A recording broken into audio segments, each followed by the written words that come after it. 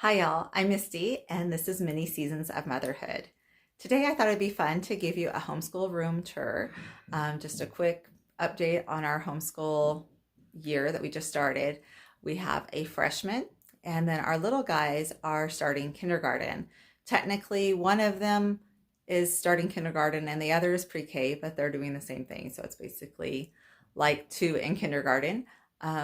My oldest daughter graduated last year, so she will no longer be with us in school.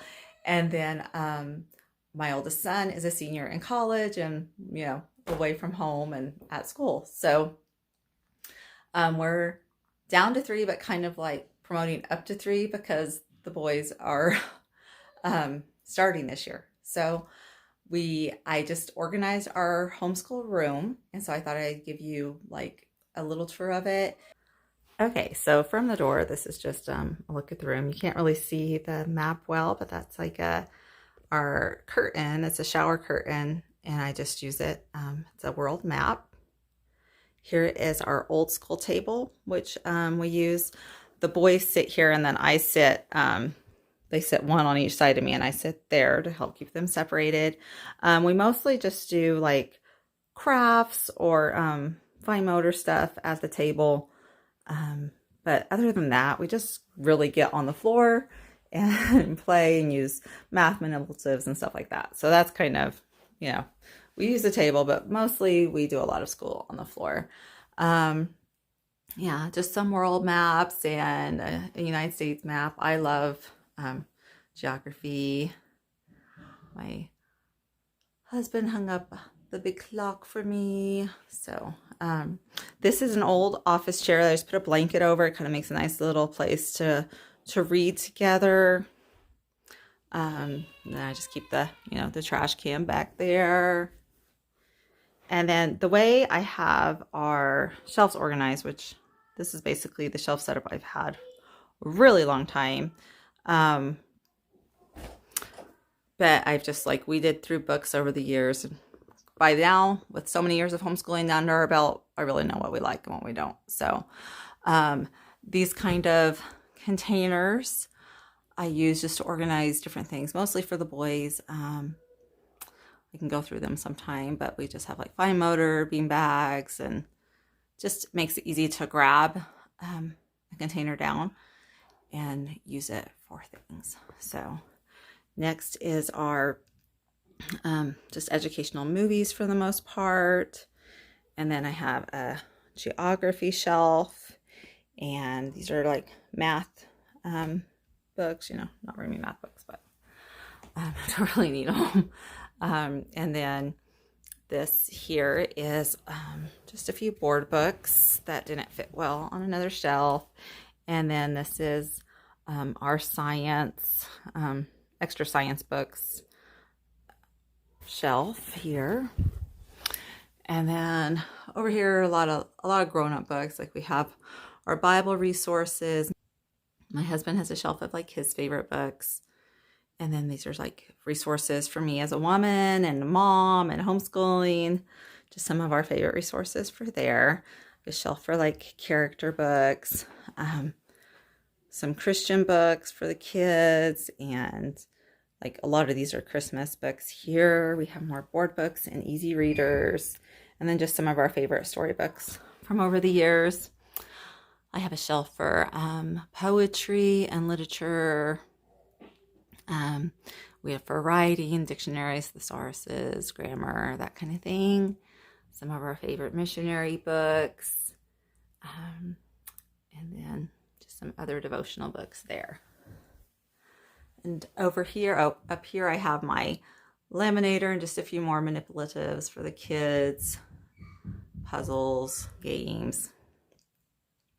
And then we have, here are just some drawing books, some family photo books. We're going to be doing hooked on phonics with the boys, hopefully, see how that goes. Works really well for my older three, so I'm hoping it's a good fit.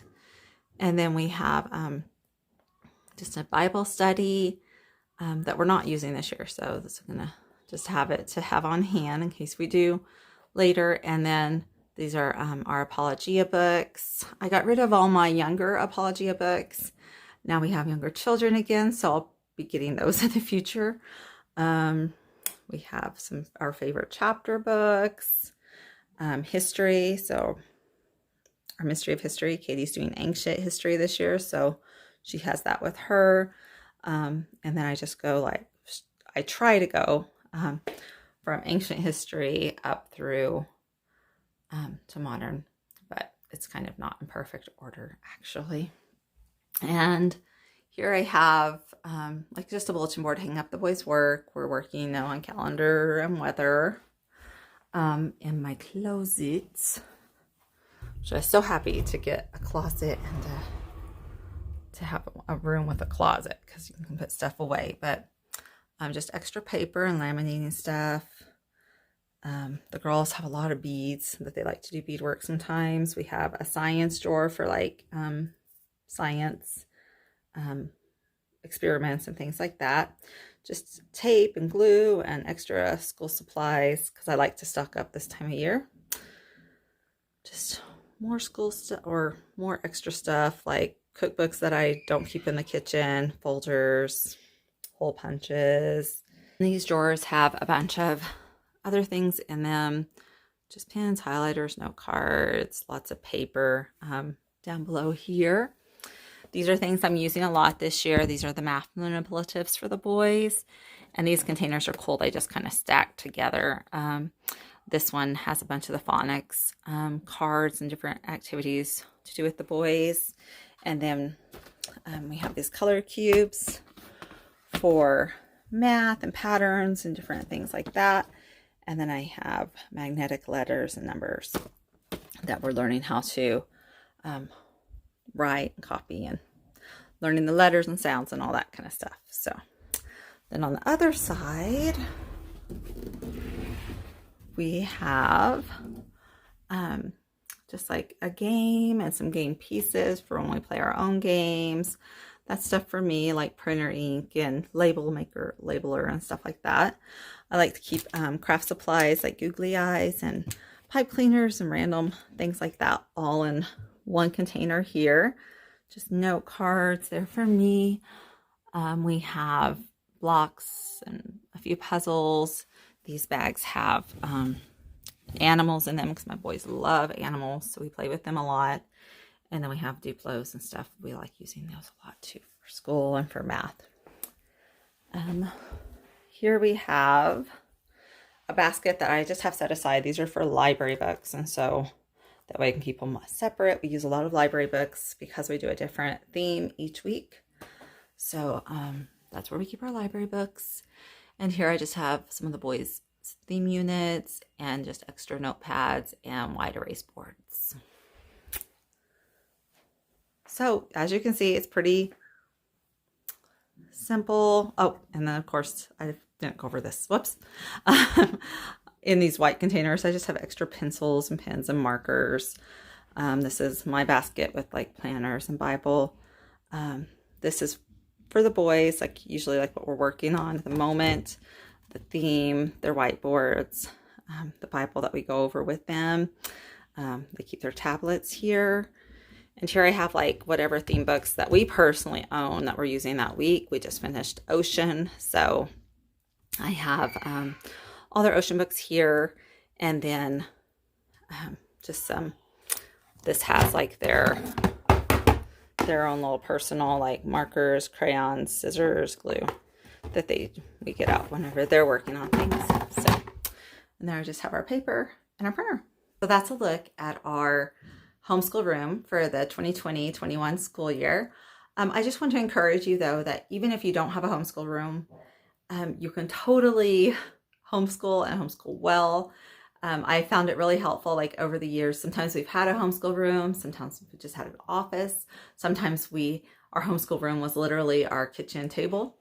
And so it helps if you have a place like a closet or a bookshelf or something that you can keep most of your supplies, especially supplies you're currently using that year, all of them in place. Having somewhere to keep everything is really helpful.